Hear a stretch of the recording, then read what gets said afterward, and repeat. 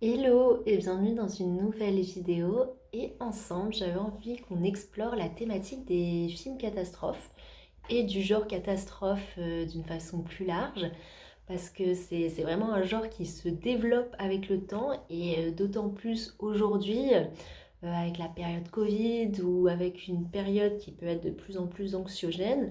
On va dire que le cinéma surfe pas mal sur cette tendance j'avais envie qu'on décortique tout ça pour voir qu'est-ce qui se cache finalement derrière ces films catastrophes, quel est le message. Et comme d'habitude, j'aime bien qu'on aille cueillir comme ça le message d'amour qui s'y trouve. Parce que oui, il y a bien un message d'amour derrière ces films très spectaculaires. Et on va commencer déjà par la symbolique. Donc les films catastrophes, c'est des films où les personnages eh bien, sont dans leur quotidien. Et d'un coup, il va y avoir une catastrophe d'ordre soit naturel, soit ça va être une invasion extraterrestre, soit épidémique, qui va perturber finalement l'ordre des choses, leur quotidien. Et la première chose que j'ai remarqué, c'est que dans ce genre d'œuvre, donc déjà ça joue sur le spectaculaire, mais au-delà de ça, dans ce type de récit, au tout début, on a souvent des personnages alors qui sont séparés. Donc ça va être soit une famille qui va être divisée, donc des parents qui ne se parlent plus et un enfant au milieu. Ça va être soit un personnage qui cherche absolument à parler à la fille de ses rêves, mais jusqu'à maintenant il n'avait pas le courage. Donc il y a vraiment cette mise en lumière de personnes complètement séparées les unes des autres dans leur interaction, dans leur lien social. Et l'événement, donc catastrophique, dit catastrophique, va créer une situation où les personnes qui étaient complètement séparées, divisées, vont être amenées à se retrouver pour pouvoir faire face à cette catastrophe. Et ça, c'est le premier message de finalement ces œuvres-là, c'est la mise en lumière que actuellement dans notre société, on est tous de plus en plus voués à l'individualisme, donc à être séparés des uns des autres. On le voit souvent dans ce genre de films ou d'œuvres. Eh bien, les personnages sont souvent dans des grandes villes. Et les grandes villes, c'est là où toutes les personnes eh bien, sont mises dans des immeubles. Alors souvent, ça se passe à New York, c'est assez rigolo d'ailleurs.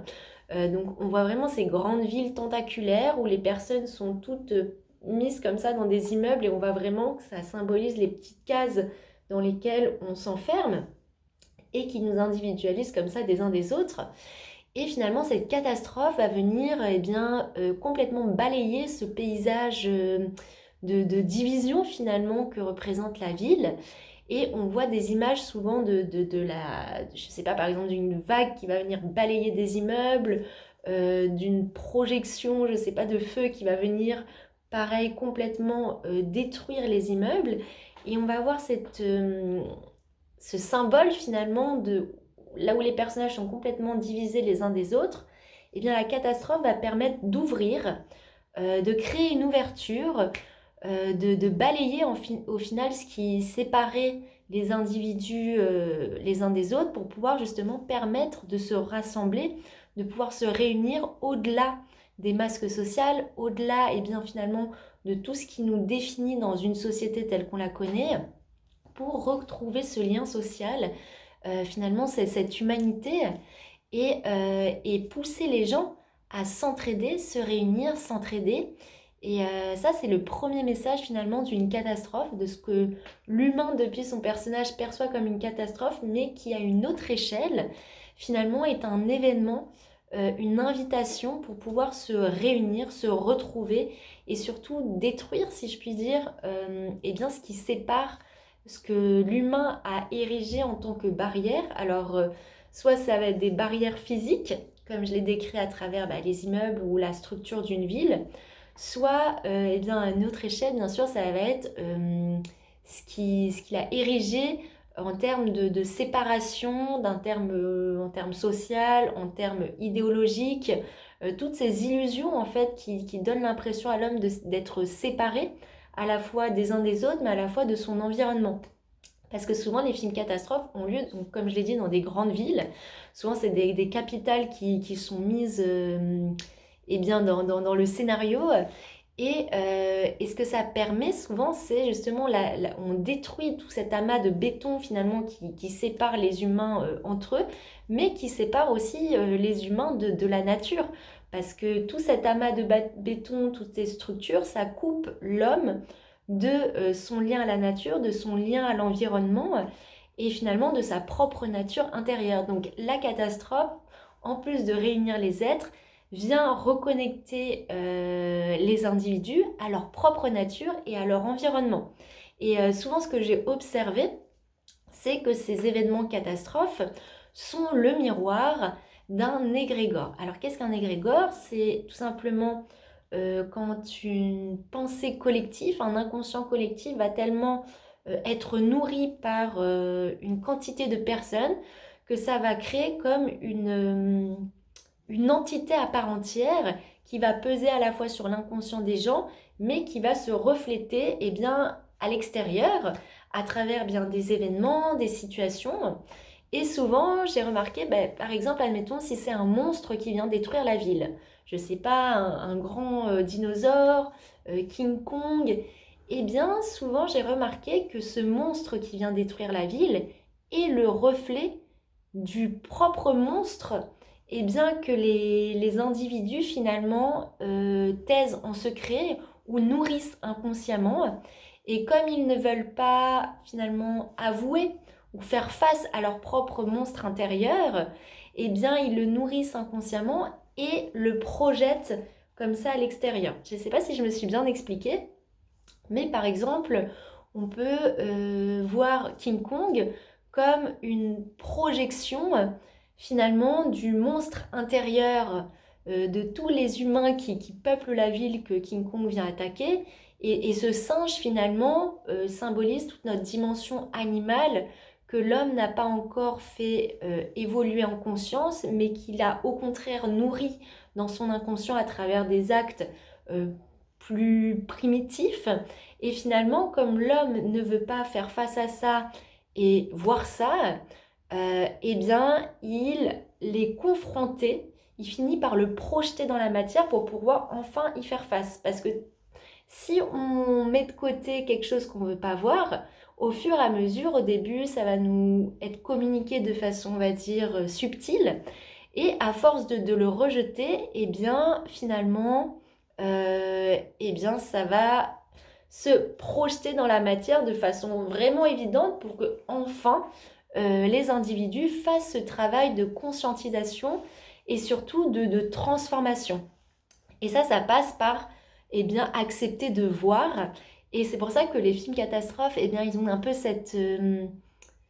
j'allais dire, cet intérêt, c'est de mettre en lumière chez les individus ceux qu'ils ne veulent pas voir et ceux qu'ils rejettent, et de voir à quel point finalement ce qu'on ne va pas traiter dans notre inconscient peut se manifester de façon peut se manifester concrètement dans la matière. Et là par exemple avec tout ce qui est en lien avec les catastrophes naturelles, et bien forcément si ça va toucher à l'eau, ça va être en lien directement avec les émotions.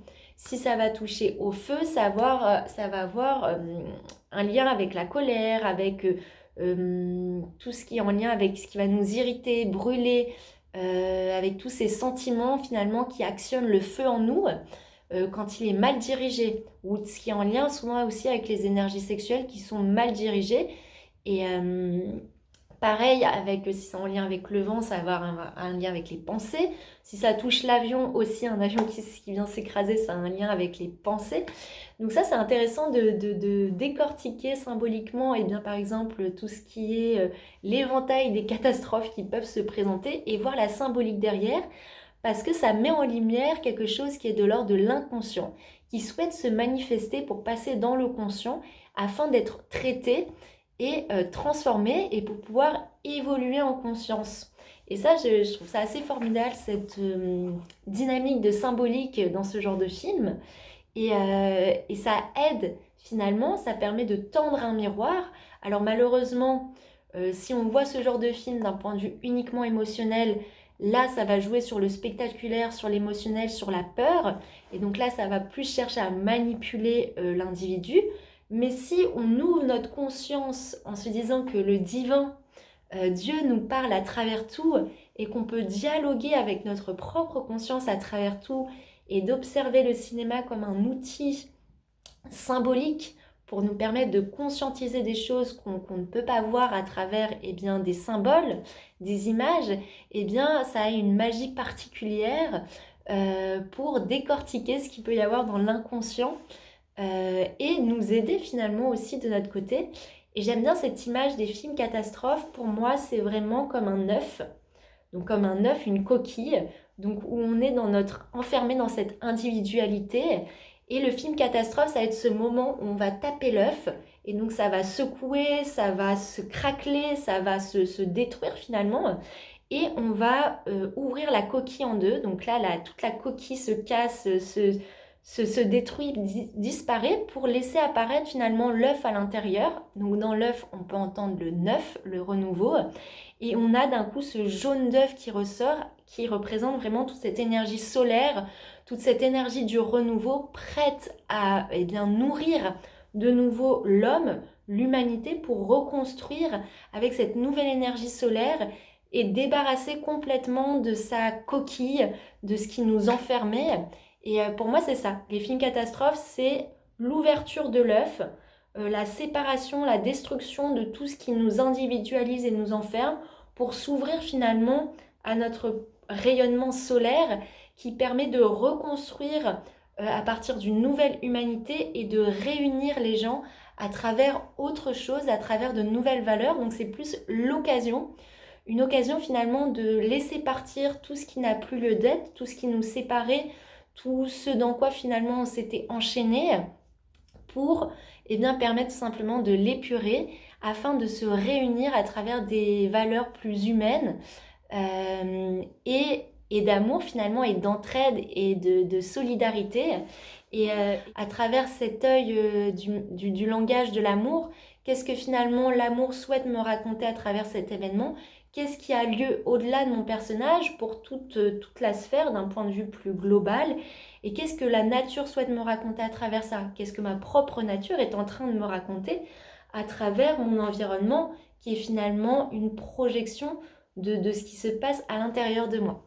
Donc ça, c'était un petit résumé pour vous dire que finalement le divin communique à travers tout, l'amour se manifeste à travers tout, même à travers finalement des films catastrophes.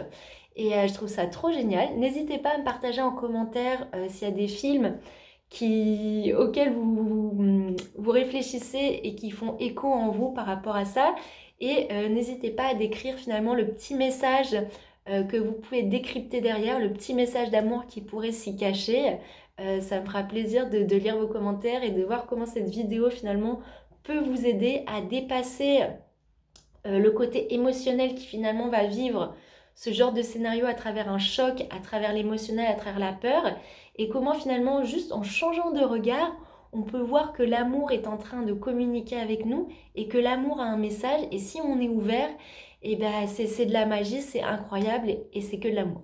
Donc voilà, je vous dis à bientôt pour une prochaine vidéo et n'hésitez pas aussi, si vous voulez soutenir la chaîne, de vous abonner, de mettre un petit pouce bleu si vous avez envie.